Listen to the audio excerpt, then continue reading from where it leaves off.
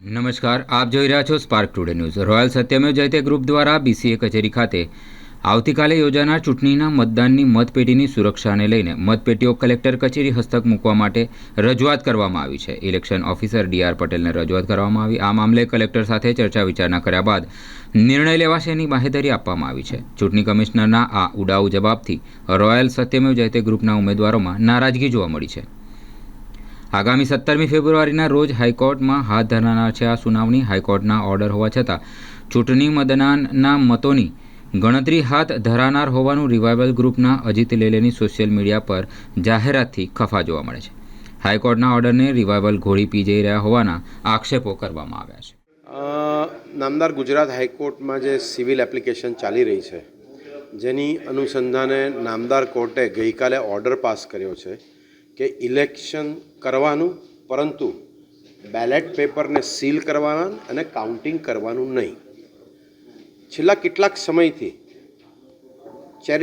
Election commissioner શ્રીમાં કોઈ પણ રજૂઆત કરીએ છીએ તો અમારી રજૂઆત સાંભળવામાં નથી આવતી, અથવા તો એ અમારી લેખિત રજૂઆતમાં કોઈ નિર્ણય લેવામાં નથી આવતો. પરંતુ જે શાસક પક્ષ છે, જે રિવાઇવલ ગ્રુપ છે, એ રિવાઇવલ ગ્રુપના કહેવા મુજબ કંઈ થઈ રહ્યું એવું લાગે છે. એટલે જ નામદાર ગુજરાત હાઈકોર્ટના નિર્ણય મુજબ અમે ગઈકાલે તાત્કાલિક જ વરેશ સિન્હા સાહેબને અમે એક ઈમેલ કર્યો હતો અને મેં એવું કહ્યું હતું કે નામદાર ગુજરાત હાઈકોર્ટના જજમેન્ટ મુજબ જે ઓર્ડર આવ્યો છે એ મુજબ તમે સીલ તો કરો, પરંતુ આ બેલેટ બોક્સ તમામ કલેક્ટરશ્રી વડોદરાની કસ્ટડીમાં રાખવામાં આવે, સીસીટીવી સર્વેલન્સમાં રાખવામાં આવે.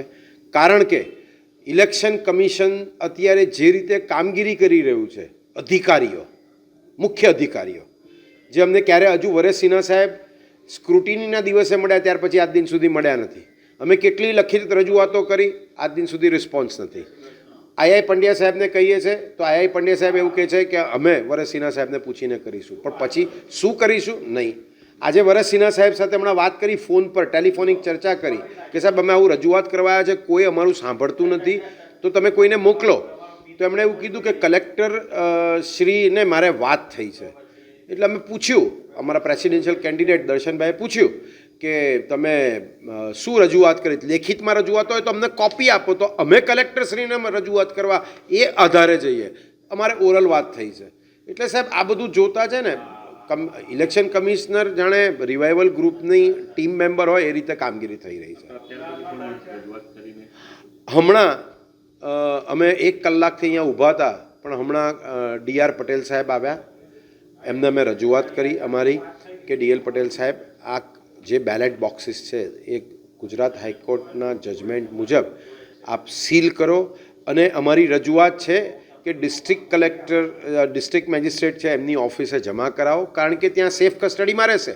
BCA is not safest premises, કારણ કે અત્યારે એ શાસક પક્ષની તરફેણમાં છે. પટેલ સાહેબે કીધું છે કે અમે રજૂઆત કરી છે, જો કલેક્ટરશ્રી કહેશે તો અમે ના નહીં પાડી, અમે ત્યાં રજૂઆત કરીશું. મેં કહ્યું સાહેબ તમે લેખિત રજૂઆત કરી છે? તો કે લેખિત નથી થઈ, મૌખિક થઈ છે. મેં કહું લેખિત રજૂઆત કરો કલેક્ટરશ્રીને. બીજું મહત્ત્વનું કે બીસીએના શાસક પક્ષના જે બરોડા ક્રિકેટ એસોસિએશનમાં જે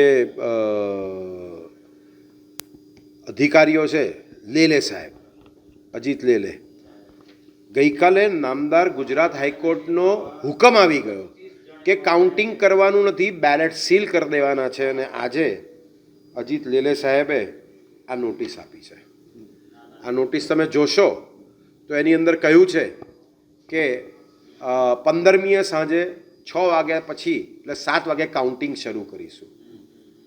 હવે ઇલેક્શન કમિશન જે છે આ ગેરમાર્ગે દોરતું વર્તન છે અજીત લેલેનું, કે આજે મેમ્બર્સ અમને પૂછે છે કે પેપરમાં અમે વાંચીએ છીએ કે ઇલેક્શનના કાઉન્ટિંગ બંધ થયું, અને બીસીએ એવું કહે છે કે કાઉન્ટિંગ થવાનું છે. તો આ જોતાં કંઈક શંકાસ્પદ કાર્યવાહી બંને પક્ષે થઈ રહી છે, જે શાસકમાં બેઠા છે અત્યારે બીસીએનું વહીવટમાં.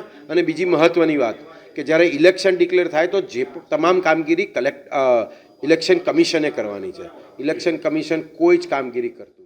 આ સેફ કસ્ટડીમાં મૂકવાની અત્યારે વાત ચાલી રહી છે, અને જે જગ્યા નક્કી થશે એ તમામ ઉમેદવારોને જાણ કરવામાં આવશે. રજૂઆતમાં એટલે એમને એ જ કહ્યું છે કે જે સેફ કસ્ટડીમાં મૂકવાની વાત છે તો એ લેખિતમાં જાણ કરવામાં આવે. એટલે અમારા જે ઇલેક્ટોરલ ઓફિસર છે એમની સાથે ડિસ્કસ કરીને આગળની કાર્યવાહી કરી.